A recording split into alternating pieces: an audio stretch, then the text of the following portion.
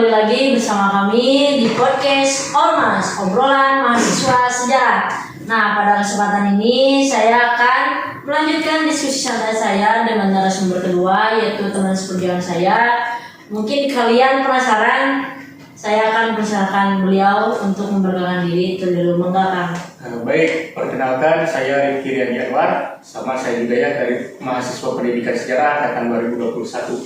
Oke, Kang Iki ya. Nah, mungkin di sini saya akan membahas sama seperti episode sebelumnya mengenai tentang perjalanan Indonesia menuju kemerdekaannya. Tapi saya ingin lebih spesifik kepada Kang Iki, ingin membahas mengenai tentang pasca proklamasi Indonesia itu seperti apa. Nah, pasti banyak yang penasaran Indonesia itu setelah proklamasi apakah benar-benar utuh merdeka, tidak ada ancaman dari luar ataupun dalam. Nah, mungkin saya ingin bertanya mungkin ya Kang Iki, bagaimana sih Indonesia setelah merdeka itu, setelah proklamasi lah, apakah benar-benar merdeka, apakah bagaimana gitu situasi dan kondisinya itu? Baik.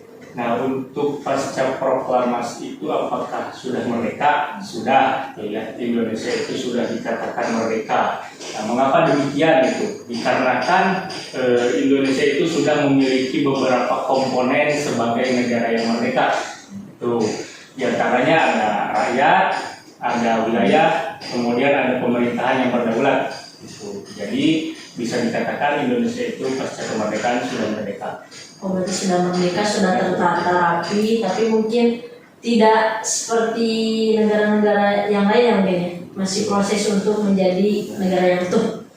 Oke, mungkin, tapi kan bahwasannya kita ketahui pada saat itu kan Indonesia merdeka tuh sudah menggunakan proklamasi pada hari Jumat atau Soekarno.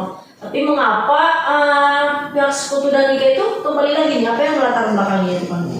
Salah satu hal yang melatar belakangi kedatangan mereka itu ya tidak lain dan tidak bukan itu memang ingin kembali melanjutkan kekuasaan di Indonesia gitu ya. Dan itu memang ada beberapa tugas di mana Jepang yang menyerah kepada mereka, menyerah kepada Sekutu, memang diamankanlah dan dilucuti gitu, oleh pihak Sekutu. Oke. Tapi kan Indonesia sudah merdeka. Berarti kan apakah Indonesia dibantu oleh negara-negara lain? Kan sudah merdeka nih, pasti kan sudah diakui. Apakah ada bantuan nggak dari negara lain? Dan siapa saja sih negara yang sudah mengakui kemerdekaan Indonesia itu? Baik, untuk terkait pengakuan dari negara lain memang ada ya pengakuan secara de facto gitu, secara kewilayahan itu, di mana Indonesia itu kan sudah memiliki wilayah, memiliki rakyat, terus memiliki pemerintahan, ada pengakuan itu. Salah satunya dari Palestina. Nah, untuk pengakuan secara de jure-nya tingkatan yang lebih tinggi, untuk pengakuan secara resminya memang masih dalam perkembangan itu pada saat itu. Jadi pengakuan secara penuh dari suatu negara ke negara lain memang belum banyak negara yang Mungkin butuh proses yang lama juga ya, tidak langsung dikenal juga, karena emang Indonesia itu tidak dijajah oleh satu negara saja mungkin ya, beberapa negara. Nah, mungkin pastilah Indonesia tadi kan, ke Indonesia itu ada yang kembali ya Sekutu dan Nika. Nika itu apa sih Kang Iki? Kebanyakan dari Nika. Kepanjangan dari Nika itu Netherlands Indian Civilization Administration. Berarti itu dari Inggris mungkin ya? Untuk Nika sendiri dari Belanda. Oh, Belanda. Oke. Mungkin kan kembali ke Indonesia, pasti rakyat Indonesia itu tidak menerima mungkin ya? Ya, pasti ada perlawanan ataupun bagaimana nih Kak Niki? Ya, dari rakyat Indonesia sendiri pasca kemerdekaan kemudian kedatangan Sekutu dan juga Nika, ya tentunya melakukan perlawanan.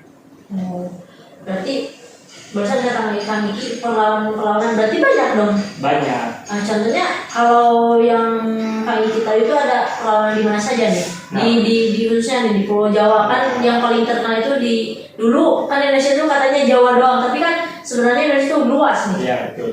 Nah, untuk khusus yang di Jawa ya, di antaranya ada pertempuran di Surabaya, kemudian ada pertempuran di Bandung yang lebih dikenal dengan Bandung Lautan Api. Ada lagunya mungkin yang lain ya. Betul. Oke. Nah, kalau Bandung nih, nah mungkin tadi kata Kang Iki yang karena kita berada di wilayah Jawa Barat nih. Saya ingin tahu yang pertempuran di Jawa Barat aja sih.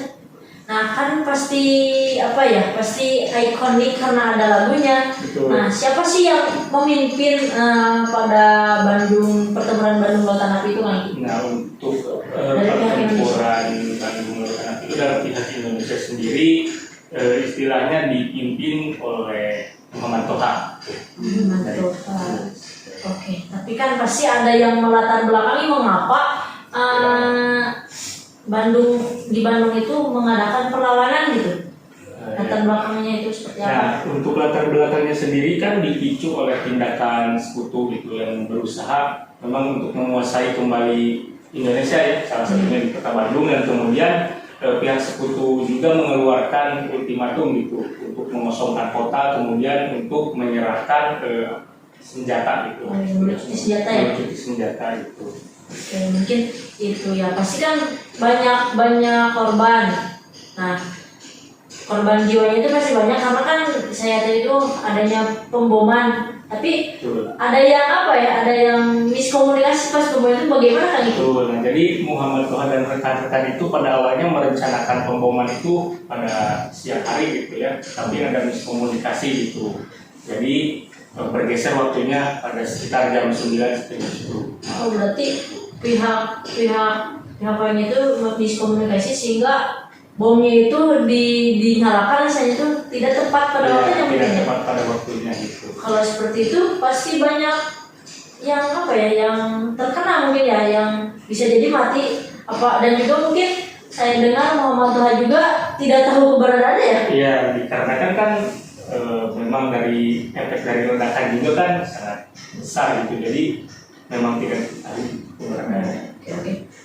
Pas itu kan kota Bandung ya, mungkin banyak masyarakatnya. Tapi kan ada yang ingin apa ya, ingin bebas. Nah, masyarakat yang ingin bebas itu fungsinya kemana kan gitu? Nah, untuk masyarakat Kota Bandung ini sendiri kan memang efek dari penyerangan tersebut adalah yang ingin menyelamatkan diri gitu.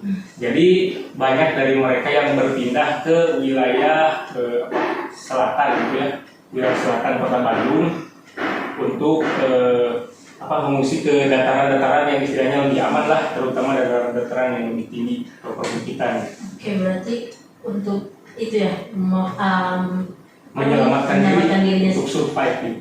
Oke, mungkin karena itu yang paling ikonik di Jawa Barat, Bandung Lautan Api. Nah, mungkin kita juga masih sejarah harus tahu ya, bahwasanya di wilayah kita itu banyak sejarah-sejarahnya. Itu ada juga perjuangan gitu lah. Oke, untuk perjuangan. melawan para penjajah. Oke, mungkin ada lagi yang ingin Kang Iki sampaikan mengenai tentang Lautan Api atau Bandung Lautan Api ataupun perlawanan-perlawanan? Untuk dari pembahasan Bandung Lautan Api cukup sih. Oke, kalau dari perlawanan kan tadi bahasnya di Pulau Jawa, apakah di luar Pulau Jawa ada? Oh, di luar Pulau Jawa ada salah satunya pertempuran Medan Area. Baik, mungkin apakah Kang Iki masih ada yang ingin disampaikan atau cukup? Cukup. Oke, cukup. Mungkin episode kali ini dicukupkan sekian ya. Mungkin nanti kita bisa bahas lagi di episode selanjutnya. Nah, mungkin saya lupa, Kang Iki ada pesan lebih pesan untuk mahasiswa sejarah nih. Kita kan mahasiswa sejarah. Apakah bagaimana untuk melestarikan sejarah, khususnya sejarah yang ada di Indonesia ini? Baik, mungkin pesan dari saya tetap ingat dan tetap kenang itu jasa para pahlawan gitu ya. Kita juga harus mengisi kemerdekaan ini dengan hal yang bermanfaat. Oke, karena sejarah, kalau tidak ada sejarah kita tidak akan hidup. Betul. Oke, mungkin podcast kali ini saya akhiri. Terima kasih banyak Kang Iki atas kehadirannya, dan mungkin kita bisa berdiskusi lagi ya di lain waktu dan di lain kesempatan. Mohon maaf apabila ada kesalahan dari saya. Terima kasih Kang Iki, terima kasih. Sampai bertemu lagi. Wassalamualaikum warahmatullahi wabarakatuh. Bye.